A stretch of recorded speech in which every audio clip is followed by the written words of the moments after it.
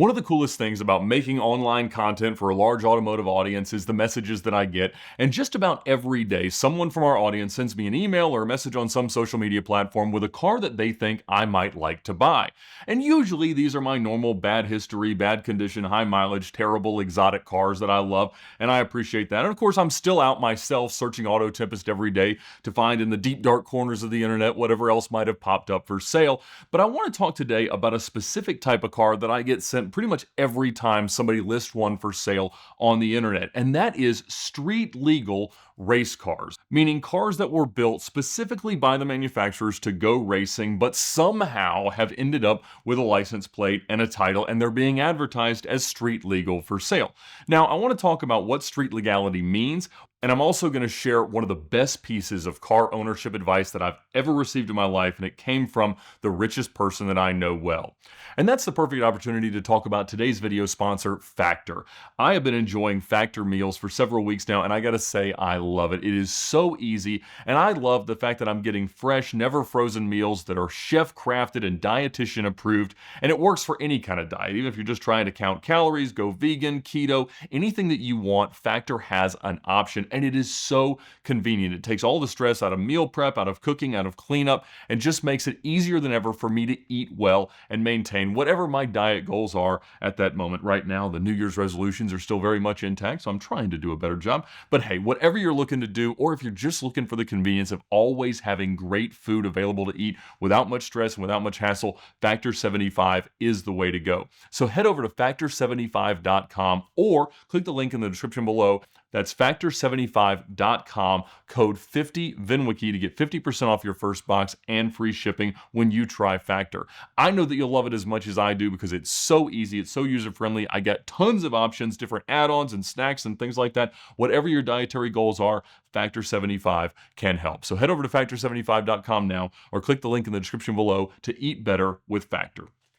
So these cars keep popping up for sale, and it might be a Ferrari Challenge car with a nice Montana license plate on it that says it's street legal. And look, it really isn't. All right, street legal means that the manufacturer has understood and built a car to conform with whatever the laws are of the destination country where the car is being sold. And when these cars are sold, they do come with what's called an MSO, or a manufacturer statement of origin, which is the ownership document, like a title, that gets exchanged for the first title to the person that the car gets sold for. But those MSOs are almost always stamped not for street use. Now, there of course are conditions where a DMV employee might see this MSO and say, well, I see MSOs every day, I'm just going to process that like normal and just ignore the fact that it says that it is not for street use. That doesn't change the fact that the car was not built for street use and inevitably will not have the right lights, the right indicators, the right seat belts, the right airbags, all the safety systems that are required for a car to be considered actually street legal. It just means that a car slipped through the cracks. Now, what happens more often is that something a little bit less legitimate happens. One thing would be getting a bonded title for a car. And we've talked about a lot of these circumstances in ways that you might bring a car into the country that wasn't built for the United States, rather than waiting 25 years or getting it properly federalized or going through show or display processes. The things that you would do, like if we had gotten that car that was supposed to be a US car but was in China without paperwork years ago. I've talked about this kind of stuff a lot. And so if you have a car that you want to get a title for that doesn't have one already, it would kind of be a similar process. And I'm not here to put anybody on blast that is doing this sort of thing. I'm really here to be educating people who might be interested in buying these cars, believing what they are told by sellers that might not even know what they are talking about. But in some cases, you could get a bonded title for one of these cars, meaning that you don't have a title, but you have a bill of sale and you've got a narrative as to why there isn't a title, and you go in and you get an insurance policy from your insurance company, and sometimes that is enough to get a title for a car that doesn't currently have one. Other times we'll see mechanics liens being issued, or abandoned titles issued, or court-ordered titles, or other things like that. Different ways that people get titles for cars that don't have them. And sometimes that can happen because in most cases, these gentleman race cars do have 17-digit VINs that could fill it out, and it could look like a car that might belong on the road. But of course, it doesn't belong on the road. And that's where I want to talk about what you should understand as a prospective buyer. The first and absolutely most important thing to understand is you should not ever drive a car around that has a roll cage without a helmet on. It doesn't matter where it's happening. It is risky because in the event of an accident, your head is going to hit the roll cage and it will probably kill you on impact. There is a reason why these cars are built to have racing seats, racing belts, roll cages, and helmets, all as part of the same safety system. If you take one of those things out, it ends up being wildly problematic. For the same reason that you shouldn't wear 5-point harnesses on a car that doesn't have a roll cage, because a 3-point harness is designed to let your upper body move in the event that the car rolls over and starts to be crushed. If you don't have the protection from being crushed, you don't want to be strapped to a firm fixed back seat.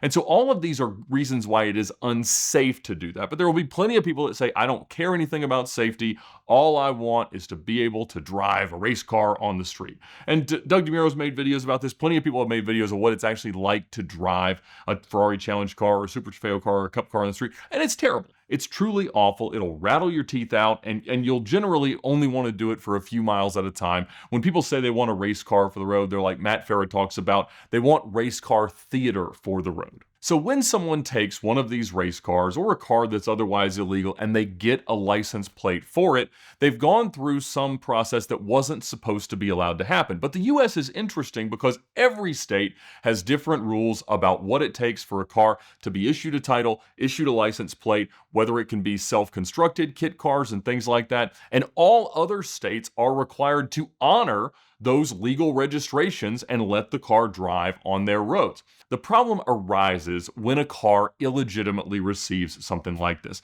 And that is a problem on a lot of different levels. The first is somebody will figure it out. In Cannonball, we have a rule where we say don't break the law while you're breaking the law. And what that means is don't do drugs, don't do anything super reckless while you are just speeding. Break one law at a time. And, or don't break laws, obviously, it's a terrible thing to do. But if you're gonna break the law, only break one at a time. And so that's where if you're gonna be out speeding and you do so in a car that should never be on the road, you're now having two things that a cop can get upset with you about. And if they happen to not immediately understand why the car shouldn't be on the road and they start digging any further, you may be at risk of having the car seized, of having the car crushed, of never getting any value back for something like this. Now, of course, it can be nice to have a title if you can find a way simply for the sake of having an ownership document for your car. Generally, when race cars transact, it is bill of sale only because most of them, real race cars, don't have VINs or they don't have long enough VINs and generally a procedure to get a legally issued ownership document for them. These gentleman race cars, sometimes you can, and that's generally what we see advertised in these kinds of contexts. But while I was at Lamborghini Atlanta, I was speaking to one of my customers who's become a very good friend, and I said, hey, you could have anything in the world. Why don't you buy something like a Diablo GT at the time, which wasn't eligible for show or display or a normal title because of its age? And he told me something that was so wise and I really needed to hear. And he said, I can get a title and a license plate for anything, for a lawnmower. I know all the right people. I have all the right lawyers. Anything I want can happen. The problem is that if I go out and I'm driving a car that shouldn't be on the road at all and something terrible happens, then all of the protections, everything that I have is totally at risk. And I thought about that and I said, he's exactly right. Because your insurance is going to figure out that they've been covering a car that shouldn't be on the road and they're not going to honor your claim, even if something isn't your fault. If somebody else crashes into a car because they're not paying attention, but they happen to recognize the fact that they hit a car that shouldn't have been on the road, or throughout the investigation that comes out, then it's going to become your fault for having something on the road that shouldn't have been there in the first place for them to crash into. In the event that you are at fault in any way and someone is injured, all of your liability insurance, all of your umbrellas, anything that you've got to protect your assets suddenly doesn't work because you were doing something that was at least partially illegal.